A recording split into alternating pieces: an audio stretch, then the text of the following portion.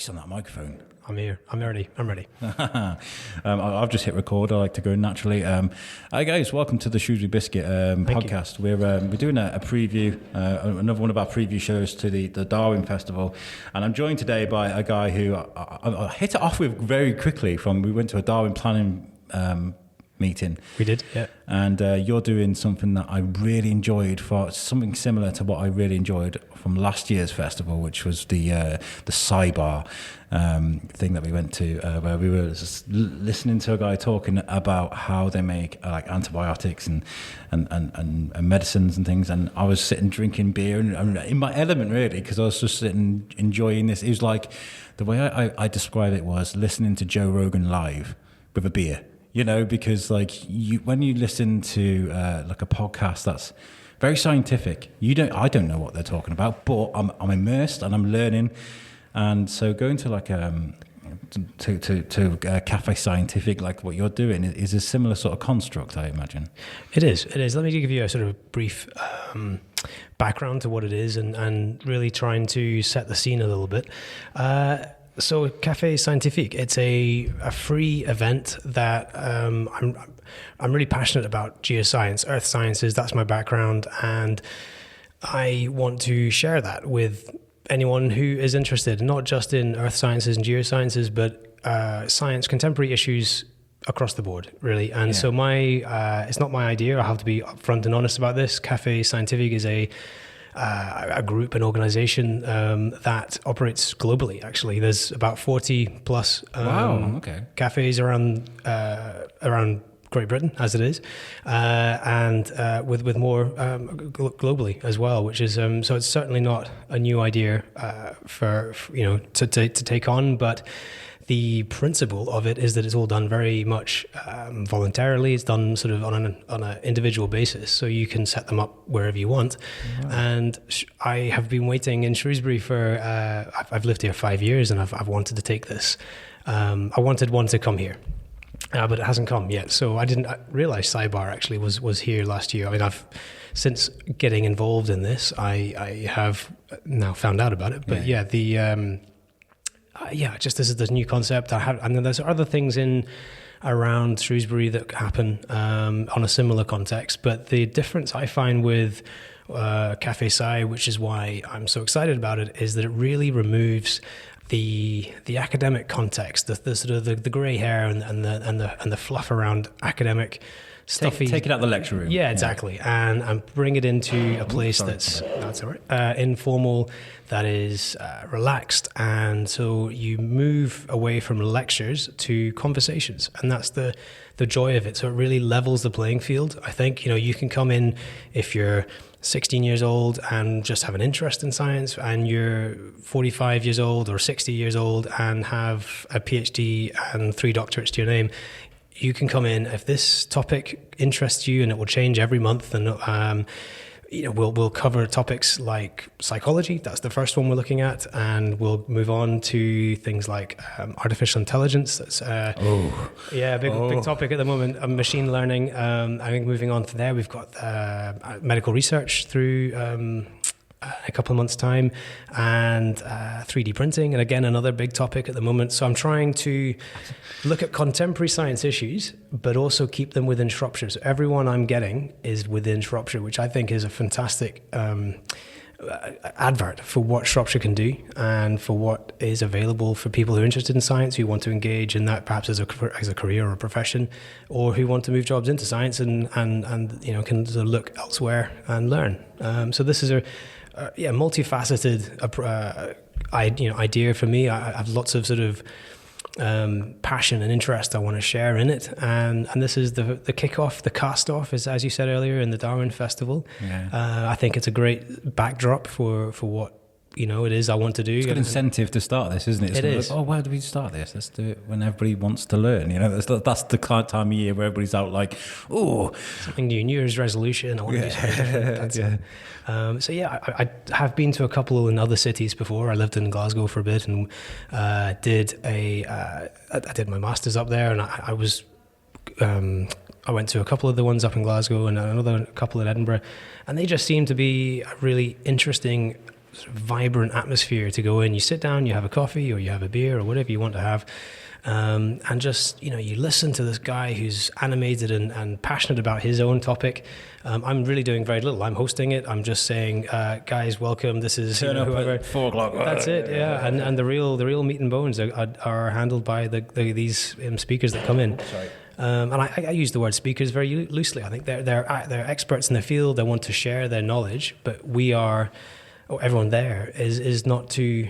Everyone there is wanting to learn, but also to take part. So questions it's a conversation. It's back and forth all the time. It's a discussion. You're exploring into whatever topic that catches your interest, and hopefully people will find that quite engaging, quite rewarding. And I think I said earlier, levels the playing field. There's no risk of asking a silly question, because everyone's out of this academic context, and I feel that's just a good atmosphere to be in, I think. But that setting it gives you license to ask those silly questions, though, doesn't it? Because you're comfortable, you're relaxed, and especially if, like, for example, with the sidebar. I don't want to keep comparing what you're doing to the sidebar, okay. But I'd had a couple of beers, and I was like, I want to ask something, but it's probably a stupid question. So I felt brave enough to go, this is probably a stupid question, and then you ask your question. Yeah. And I think that's what you do when you take it out of the lecture hall. People are relaxed, so they can do that. There was a guy we did it at the old post office, and there was a guy sat there for the whole lecture, just sat there, just intensely looking at it. He was so quiet throughout the whole thing, and towards the end, he raised his hand and he started this debate about what they were talking about. And he just came out of nowhere, and they were having this back and two debate about this thing. I was like, where did he come from? And obviously after like 3 beers, he thought, no. I've got a point to share, and this is going to be it. Yeah. Exactly. So you say geoscience is your thing. Okay. Is that what you did a degree in, and is that what your passion? Yeah. I've been in doing sort of in this world for over a decade. I started doing going on sites and building sites and doing I'm a geologist sort of background, and I've moved into hydrogeology. That's my specialty. What's that? Think of water and rocks, really. Anything under the ground that you can't see. And I work day to day mainly in that environment. So we're helping, whether it's a mining client or someone who's building a road, or someone who's even a private person down the street's got an issue with water, and we're looking at drainage. I do some work with flooding as well, so it's a really multifaceted role. So that's my interest, and I love it. I mean, I've been doing this for about 5 years.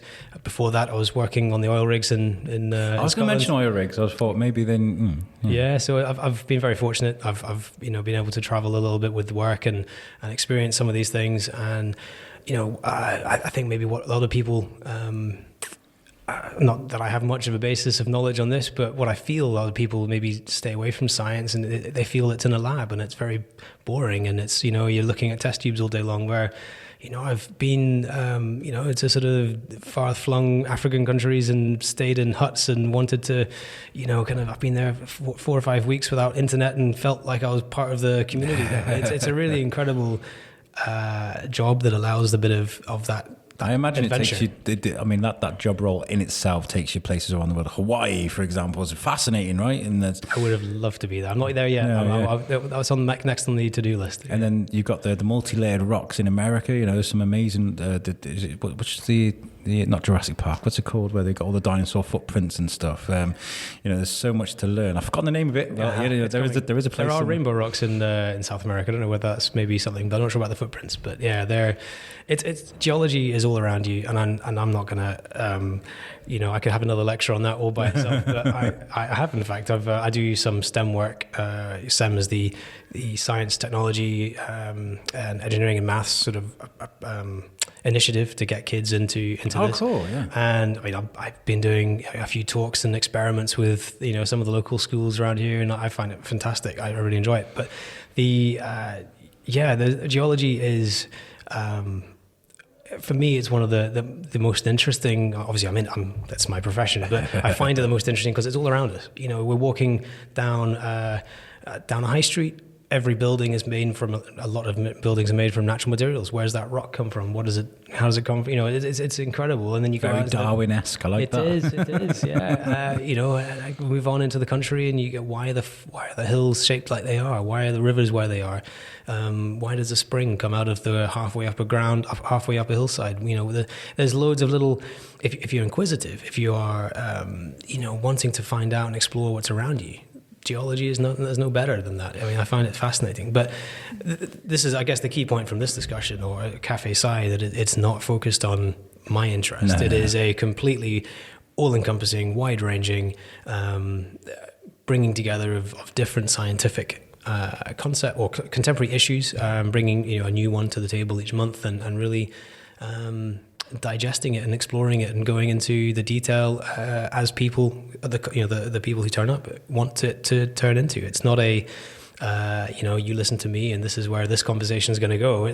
There'll be a bit of a preamble, sure. There'll be a bit of an introduction into what it is the science issue is, but then I'm anticipating it's going to be a kind of, well, let's talk about this, and it goes off in a tangent for a little bit, and then it comes back onto the main theme. So it's, for me, that's how I would get engaged or enthusiastic about a topic, is that you feel like you're learning something that you want to learn rather than something telling you. It feels very kinetic. It feels like as if there's going to once it starts, it's going to keep going and keep going. I feel like you're going to start getting the same people keep going, and they're going to tell their friends, and they're going to come. And I feel like, what's the feedback been like for this first one? Well, good point. First one hasn't taken place yet. So first one's in February. Yeah, that's right. Yeah. So coming in on 10th of February. We've got the talk is titled, Can't We All Just Get Along? Evolution and Human Cooperation. So if that captures your interest, to any of the listeners to this show, or even if you think it would, capture the interest of one of their friends, please, happy to...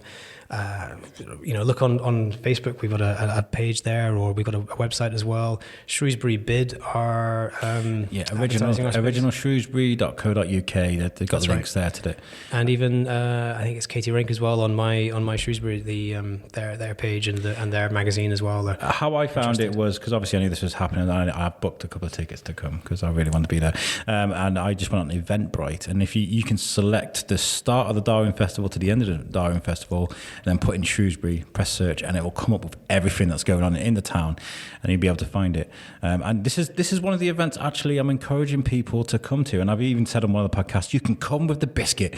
We'll grab you by your hand and we'll walk with you through the doors, because I really want people to get out there and get out of their comfort zone and learn. It's a good way to meet people, learn something what you wouldn't necessarily learn, sitting around watching Emmerdale, go and do something different. I mean, I really like what you're doing. I really hope it takes off. I just wish you'd change it from a Monday, because that's a night at work. So this is probably going to be the only one I can get to. So definitely looking forward to. Well, if we have a conversation after this, perhaps you were mentioning before off air about coming in and recording some of these events. I know that's really captured my imagination and where that can lead to. Could we have live streaming of these going on and having other listeners coming in? I'll probably take it down the infinite monkey cage route. I'll probably just start, I don't know, a bit of satire in there as well. But no, I love what you're doing. I mean, I can't wait for the first one. And if you want our help to record it, we will. Thank you very much. I mean, like the way our team works is we can be in multiple places at the same time. It's really good because there's 4 of us on the team. We've got 2 remote microphones we can take with us. This one's like more state of the art, but we can be in multiple places at the same time.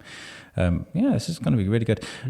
So what else in the festival are you looking forward to? Are you going to get hands-on with what's going on? Are you looking forward to it? I would love to.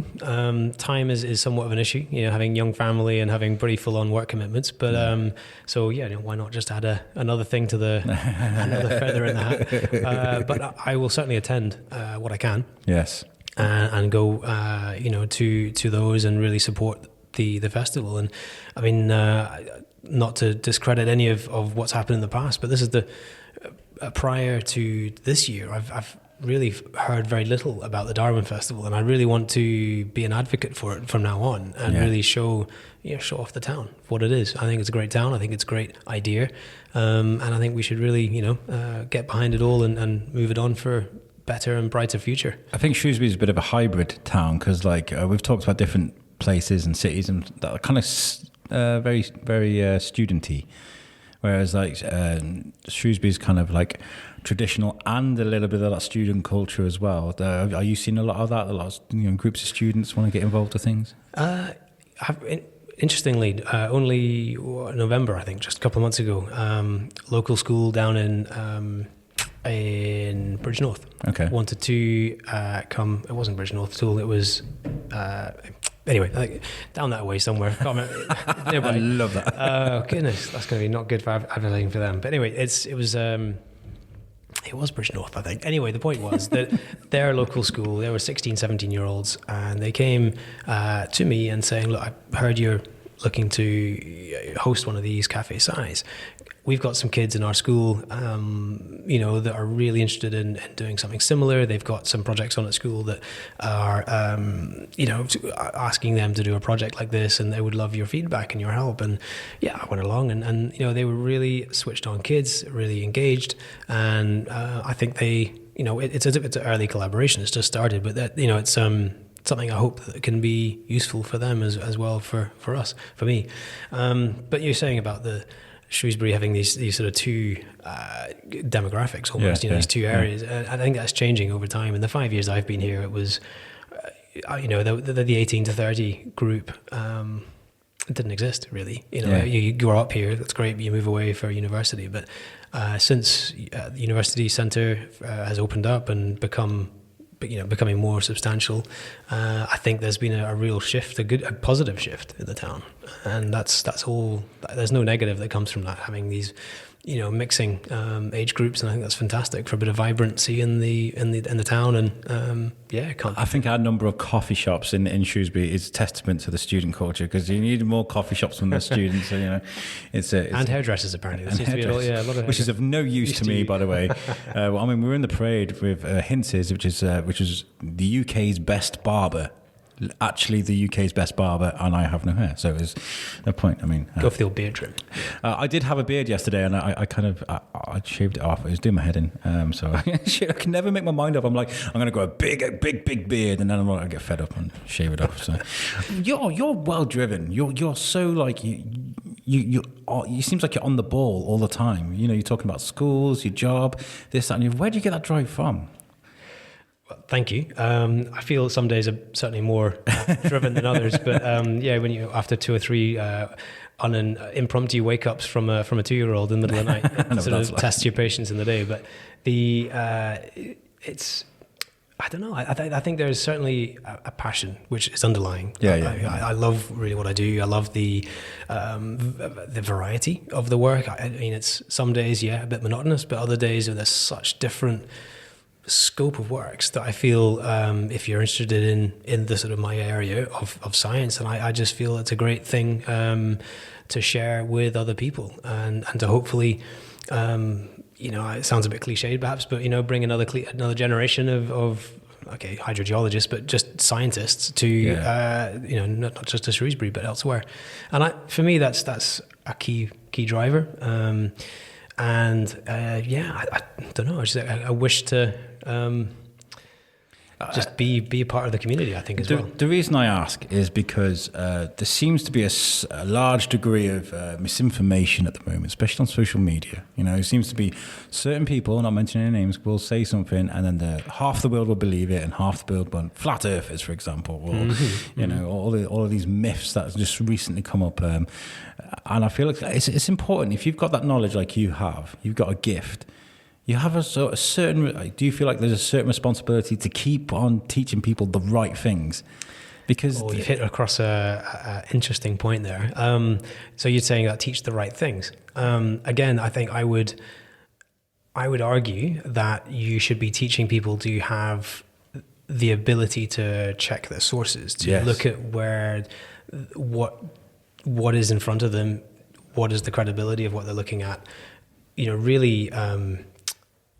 Scrutinize what they're looking and reading at. If you believe, I don't really care if you read the Times, the Telegraph, or the Guardian, or the Sun. look at what you're reading and balance it, and understand that that person has an agenda, what they're writing, and even if it's an academic scientific journal, there'll be an agenda to that. They'll in all the best science in the world, there's a hypothesis, and they'll balance their results, so their findings, and give in an honest result of what was there. But that information, whether it's in the media or by word of mouth, can be skewed. And for every argument there's a counter argument. And so I think for the listener, for the person that's on the receiving end, and this goes not just in adult life. This is okay. I'm sort of venting here. No, that's fine. That's fine. That's what we like. This is in adult life, but as much it's in schools where there's a traditional syllabus that's been taught. That's fine. I totally agree with that, and I think that shouldn't change. But there should also be an element of, well, this is the current best thinking. This is not verbatim. This is not fact. This is current best thinking.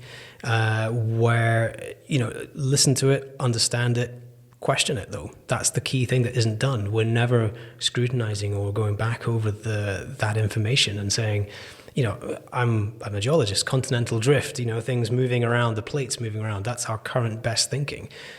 Is that real? Yes, probably. In my opinion, it is. But I bet you in 200 or 300 years from now, we'll look back and think, well, what were you guys thinking? You didn't have this data, you didn't have that sort of proof to say that it was something different, or what? I really don't. I'm hypothesizing, but it's a fascinating subject. Science gives you an ability, in my opinion, to approach a problem or approach an issue and form your own opinion.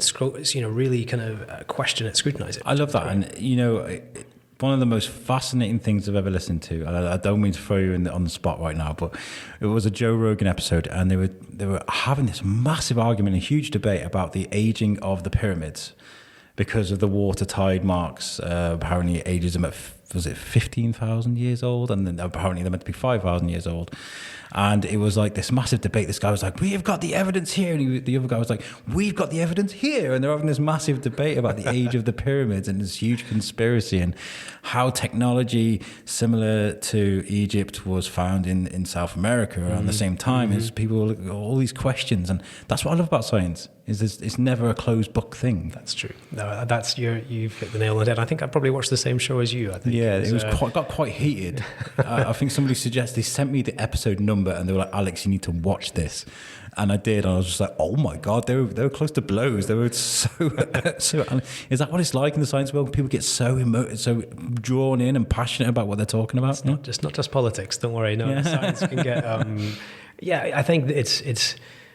I'm not on a sort of international panel or anything like that, where I'm sure it does, but certainly, even within the office on a very small scale, you've got a problem or an issue that a client has, and you're trying to come up with a solution, and perhaps a colleague of yours has a different opinion, but you don't agree, so you're trying to, you've got to balance your views and balance their views and really look at the data. And that's the joy of it for me. I'm not a very confrontational person. I'm not really one that's going to go and start shouting and screaming and stamping their feet. But I think if the data is there and it's strong enough, I think then you've got a good enough argument to stand up for what you are believing in. I bet sometimes you've got to swallow your pride, and you're like, yeah, my paper disproves your paper, and you're kind of like, that must hurt. I mean, I don't know if you've been in that situation, but it must really. I've certainly hurt. had people questioning. It was my thesis, and they were looking to publish it, and they have come back with quite difficult questions for me to answer in my approach. And I was certainly a lesson in what can happen. When you do look to do that and you put it in the public domain, you're going to get a bit of feedback. It must get harder as well. The longer you've had an idea, and the more you believe in it. Say you're in your 50s, right, and you've had this idea that you've known all your life, and somebody goes, well, actually that's wrong, and you've believed that all your life. It must be really hard, I imagine, for the older scientists out there that have worked so hard. I totally agree. Mm-hmm. Yeah. So where are you from originally then? Are you from Shrewsbury originally, or? No, I've kind of a bit of a mongrel background. I think we had this conversation before. I know that, but it's okay. My parents were oil and gas. They were expats. They were living in Nigeria when I came around. Wow. So that was first 3 years in Africa, and Wow. I was signed up for a school in Perth, Australia before everything changed, and my parents got sent back to the UK.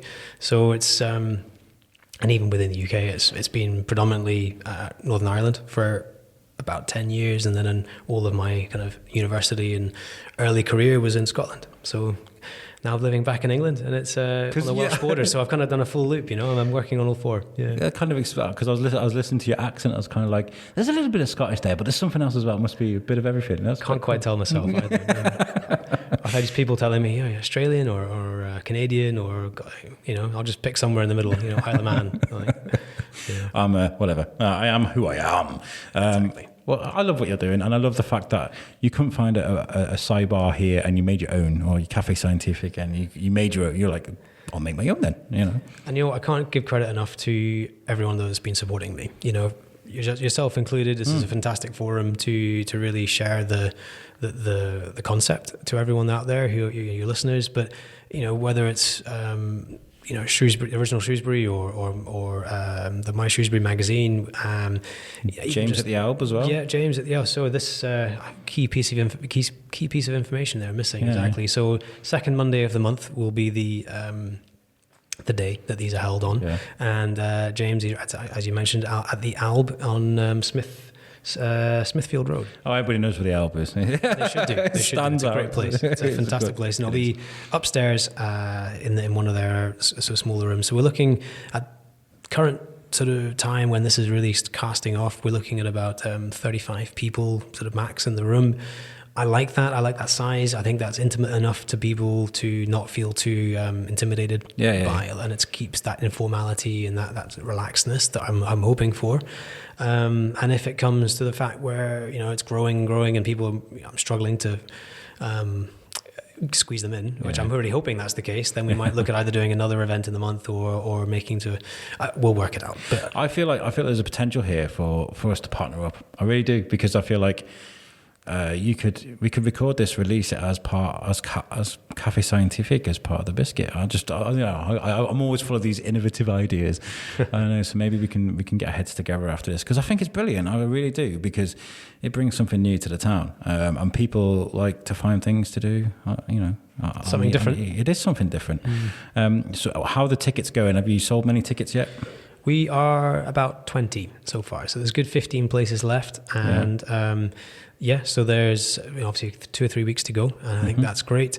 And those are, as you mentioned earlier, on Eventbrite, and happy to have anyone interested attend. Love to say hi to them. Yeah, it'd be really good. Well, thanks for joining us. I mean, I always ask these people at the end of the show, but what does Shrewsbury mean to you?